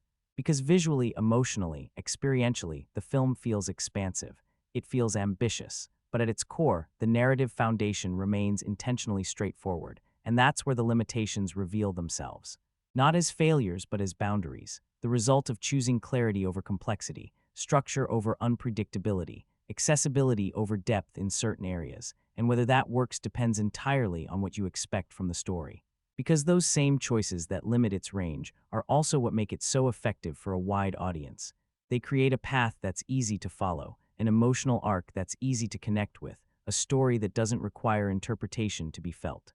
There's a question that follows Gladiator almost everywhere it goes: how much of this is real? And the honest answer is very little in terms of strict historical accuracy, but that answer only scratches the surface. Because the film was never trying to recreate history with precision, it was trying to reinterpret it through a dramatic lens, to take fragments of reality, people, places, events, and reshape them into something that functions within the demands of storytelling. Take the central conflict. The relationship between Marcus Aurelius and Commodus is altered in fundamental ways. The circumstances surrounding power, succession, and death are restructured to serve a clearer narrative arc. Timelines are compressed, motivations simplified, events rearranged. And on paper, those changes are significant. They move the story away from historical fidelity, but within those alterations, something else is preserved. Not the exact sequence of events, but the feeling of the era, the sense of instability, of shifting power, of a system that relies on spectacle as much as authority. The film captures the atmosphere of that world, even if it reshapes the details. And that's the trade-off it makes. It sacrifices factual precision to achieve emotional coherence, because real history rarely unfolds in a way that fits cleanly into a structured narrative. It's fragmented, contradictory, often lacking the kind of resolution that storytelling demands. Characters don't follow defined arcs. Events don't build toward a single, satisfying conclusion. Cinema requires something different. It requires focus. It requires direction. So the film takes the raw material of history and refines it into something more cohesive, a clear progression, a defined protagonist, a tangible opposition. It constructs a version of Rome that may not align perfectly with reality, but remains internally consistent within its own framework. And for many viewers, that consistency is what matters. Because while the details may be altered, the broader themes remain intact. You still see the mechanisms of power. You still feel the tension within the system. You still recognize the role of spectacle, the influence of control, the fragility beneath authority. The essence is preserved, even if the specifics are transformed. Of course, that approach comes with its own consequences. For those who value historical accuracy, the deviations are difficult to ignore. Some changes go beyond simplification and move into complete reinvention, altering events that were already compelling in their original form. Certain portrayals become heightened, shaped more by dramatic necessity than historical record. And in those moments, the illusion can weaken slightly, reminding you that what you're watching is not history itself, but a version of it. But that distinction also clarifies the film's intent. It isn't asking to be studied as a record of the past. It's asking to be experienced as a story set within it, to engage with a world that feels immediate, emotionally accessible, and immersive, even if it isn't entirely accurate. And that creates a central tension that runs alongside everything else the film achieves. It exists between two expectations: historical precision and cinematic storytelling. it leans decisively toward the latter. And whether that choice resonates depends on what you value more. Because if you're looking for exactness, the film leaves gaps. But if you're looking for immersion, for emotional engagement, for a world that feels complete even within its reinterpretation, then it delivers with remarkable consistency. Because in the end, Gladiator doesn't recreate history. It reshapes it into myth, not in the sense of abandoning reality, but in the way it distills it, reducing complexity into something elemental, something that can be carried forward, remembered, retold. A story built from fragments of truth, but arranged with intention, designed to resonate rather than instruct. It's not asking to be examined as a record. It's asking to be experienced as something enduring. Watching Gladiator isn't just about following events from beginning to end. It's about how those events move you through time without you fully registering it. Because for a film that stretches well beyond 2.5 hours, the real test isn't how much it contains. It's whether you feel the weight of that duration. And surprisingly, much of the time, you don't, because the film establishes a rhythm early on that carries through almost instinctively. It doesn't rush to reach its most significant moments, but it never feels like it's wandering either. There's a sense of forward motion embedded into the structure. Each phase flows into the next with a kind of natural progression. War gives way to loss. Loss transitions into survival. Survival builds toward confrontation. And because those transitions feel organic, the passage of time feels less like duration and more like movement. That's where the viewing experience finds one of its quiet strengths. You settle into the world rather than track its length. The film alternates between intensity and stillness with enough variation to maintain engagement without exhausting you. Large-scale sequences pull your attention outward, immersing you in spectacle. Then, just as that intensity peaks, the film pulls back, allowing space for reflection. That contrast keeps the experience balanced. Without that balance, the film could easily tip in one direction. Too much spectacle and it becomes overwhelming. Too much stillness and it risks losing momentum. But it consistently stays somewhere in between, maintaining a rhythm that feels sustainable. That doesn't mean the pacing is perfectly even. There are stretches where the narrative slows, where the focus shifts toward atmosphere or emotion, and those moments can feel extended depending on how you engage with them. At other points, transitions move quickly, advancing past character beats that might have benefited from more exploration, so the experience fluctuates slightly, but it rarely disengages. And what becomes more apparent over time is how that experience evolves with familiarity, because this isn't a film built on unpredictability. Once you've seen it, the structure becomes clear. The progression is no longer something you're discovering, it's something you're recognizing, and that recognition changes how you engage with it. On a second viewing, the focus shifts. You're no longer following the story to find out what happens. You're observing how it happens. The details begin to emerge more clearly. Small choices in performance stand out. Subtle tonal shifts become more noticeable. Moments that once passed quickly reveal their role in building towards something larger. Even the extended version reflects this layered experience. The additional material doesn't redefine the narrative, but it adds context. It fills in small gaps, providing more grounding for certain developments. For some, that added detail enhances the experience, making the world feel more complete. For others, it emphasizes the pacing inconsistencies that already exist. But either way, it demonstrates that the film has depth beyond its initial impression. And that's what defines the viewing experience over time. It isn't static. It changes depending on how you approach it. The first viewing is driven by immediacy, the scale, the emotion, the momentum. It's direct, immersive, and requires little reflection to be effective. But on subsequent viewings, that immediacy gives way to awareness. You begin to see the structure more clearly. The repetition becomes more noticeable. The simplicity in certain arcs becomes more apparent. But at the same time, the craftsmanship begins to stand out more strongly. The way scenes are constructed, the control behind the direction, the precision of the emotional beats, all of it becomes more visible. And despite that increased awareness, the film doesn't lose its impact. Because what sustains it isn't surprise, it's execution, the consistency of how it delivers each moment, the alignment between its elements, the way it maintains engagement even when the outcome is already known. That's where its replay value comes from, not from hidden details waiting to be uncovered, but from the ability to experience something familiar in a different way. Each viewing shifts your focus slightly, allowing you to appreciate different aspects of the film. Over time, that builds into something more significant, longevity, because Gladiator hasn't remained fixed in how it's perceived. When it first arrived, it was embraced as something immediate and powerful, a film defined by its scale, its emotional clarity, its ability to captivate a wide audience without hesitation. But as time passes, that perception evolves. The initial impact remains, but it's accompanied by a deeper understanding of its structure, its limitations, its choices. And that combination of immediate engagement and lasting analysis is what allows it to endure. Because some films deliver a single, powerful experience and fade once that experience is complete. Others continue to offer something new each time you return to them, not because they hide complexity, but because they invite a different perspective. Gladiator belongs to that second category, not because it transforms itself with each viewing, but because your relationship with it changes. What you notice shifts, what you value adjusts. And that keeps the experience active, even when the story itself remains unchanged. That's the real measure of its viewing experience, not just how it plays in the moment, but how it continues to resonate afterward. How it invites you back, not out of curiosity, but out of recognition of something familiar that still feels worth revisiting. A benchmark for modern epics. And then, almost inevitably, came the shift in perspective, the reassessment that follows any film once the immediacy of its release fades. Questions began to surface, about depth, about originality, about whether its impact was tied more to timing than to substance. And over time, those conversations didn't diminish the film, they refined how it's understood. It moved out of that initial space of near-universal praise and into something more grounded, more balanced, not untouchable, not dismissed, but enduring in a way that feels earned rather than assumed.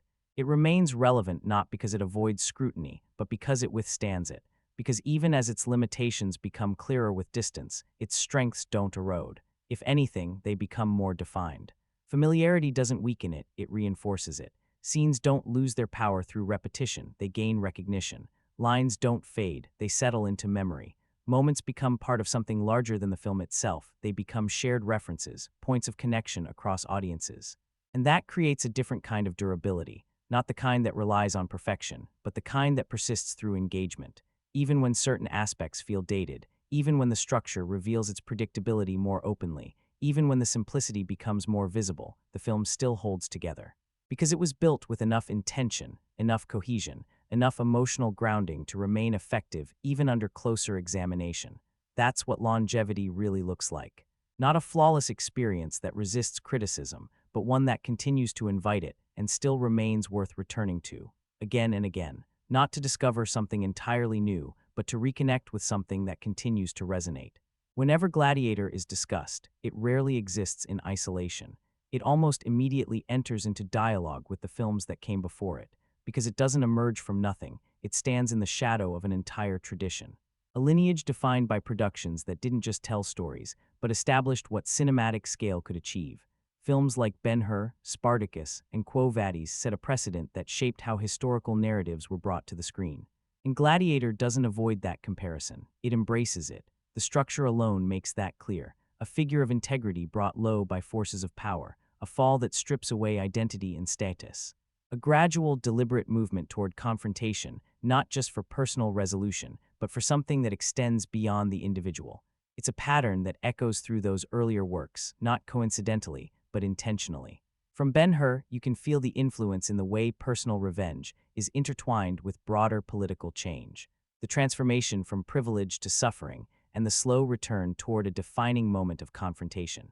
From Spartacus, there's a resonance in the idea of resistance, not necessarily through rebellion on a massive scale, but through the symbolic weight of an individual standing against a system. And from Quo Vadis, that same fascination with Rome emerges, not just as a setting of grandeur, but as a civilization already beginning to fracture beneath its own excess. So the question naturally follows. Does Gladiator innovate, or does it repeat? And the answer doesn't sit at either extreme. It occupies a middle ground, because while it doesn't fundamentally reshape these narrative foundations, it translates them. It adapts them into a form that aligns with a different era of filmmaking and a different audience expectation. The earlier epics relied on physical scale, vast sets, extensive practical production, a sense of spectacle grounded in what could be built and captured in real space. Gladiator retains that foundation, but extends it through modern tools. Digital effects expand the environment without replacing it. Editing introduces a sharper, more immediate rhythm. The pacing adjusts to contemporary sensibilities, making the experience feel more direct, more visceral, more immersive in its intensity. But beneath those updates, the core remains consistent. The moral structure is clear, the character roles are defined, the emotional progression is guided rather than ambiguous, and that's where its identity becomes clear. It isn't attempting to surpass those earlier films in complexity or philosophical depth. It's reintroducing their language in a way that feels accessible again, and that's where its achievement lies. Because for many viewers, Gladiator wasn't a continuation of a genre, it was an entry point into it.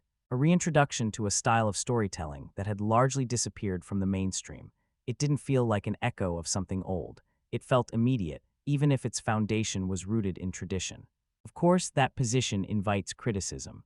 Some argue that it doesn't reach the same level of nuance as those earlier works, that its characters operate within simpler frameworks, that its dialogue, while effective, lacks the layered complexity of its predecessors, that it draws heavily from established ideas without pushing them further, and in certain respects, those observations hold weight. But comparison isn't always about measuring which film achieves more. Sometimes it's about understanding where a film fits within a broader timeline, how it connects what came before with what follows, and Gladiator functions as a bridge. Between the classical epic and the modern blockbuster, it doesn't replace Ben-Hur, it doesn't outdo Spartacus, but it ensures that the qualities those films represented, scale, clarity, emotional drive, didn't disappear entirely. It brought them forward, reframed them, reintroduced them to an audience that hadn't experienced them in that form before, and for that audience, it didn't feel like a continuation. It felt like something new. When Gladiator first arrived, the response reflected that sense of rediscovery. Critical acclaim came quickly. Audiences responded with enthusiasm. Recognition followed, including Best Picture. It wasn't just considered successful, it was viewed as significant, as something that marked a shift, because it didn't just succeed within its genre, it revalidated it. It proved that large-scale, emotionally driven historical storytelling could still connect on a wide level, that it could still carry both spectacle and substance in a way that felt relevant. Studios noticed, the industry responded, and the ripple effect became visible in the years that followed, as films began to explore that space again, attempting, in different ways, to capture that same balance. But legacy isn't defined by success alone. It's defined by what remains after the moment passes, by how a film continues to exist within conversation, within influence, within memory. And that's where Gladiator secures its place, not just as a product of its time, but as something that continues to shape how that time is remembered.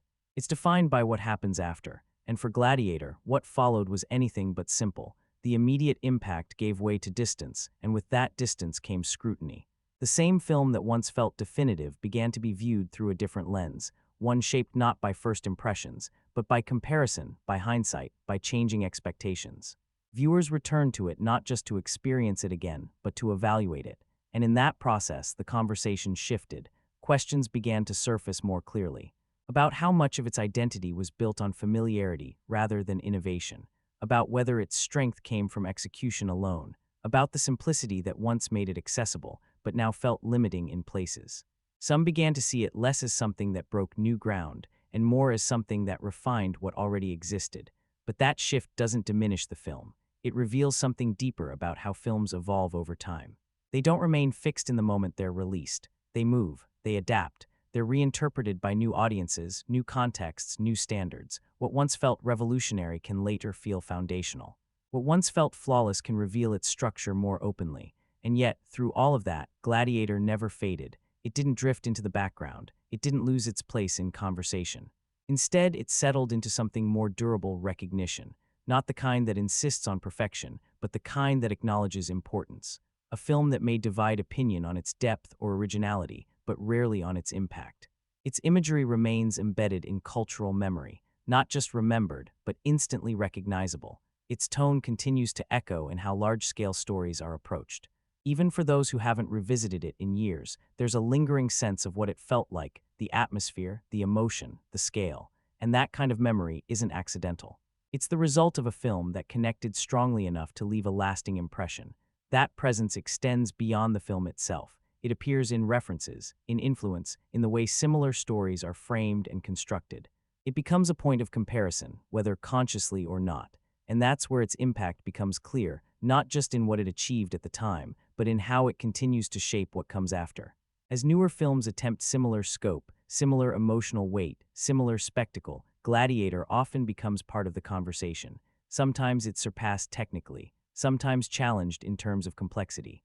But it consistently remains relevant as a reference point, a standard that others are measured against, even as the medium evolves. And perhaps more importantly, it represents a moment. A convergence between two approaches to filmmaking, the classical epic and the modern blockbuster, brought together in a way that resonated widely, not perfectly, not permanently at the top of every discussion, but strongly enough to define a direction. That's its legacy, not just as a film that succeeded, but as one that influenced, that contributed to a shift, that remained part of the conversation long after its initial reception settled.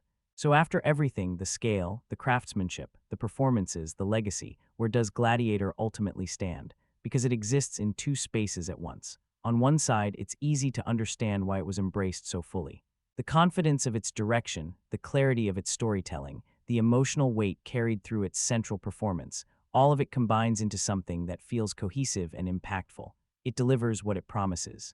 It engages, it moves, it leaves an impression.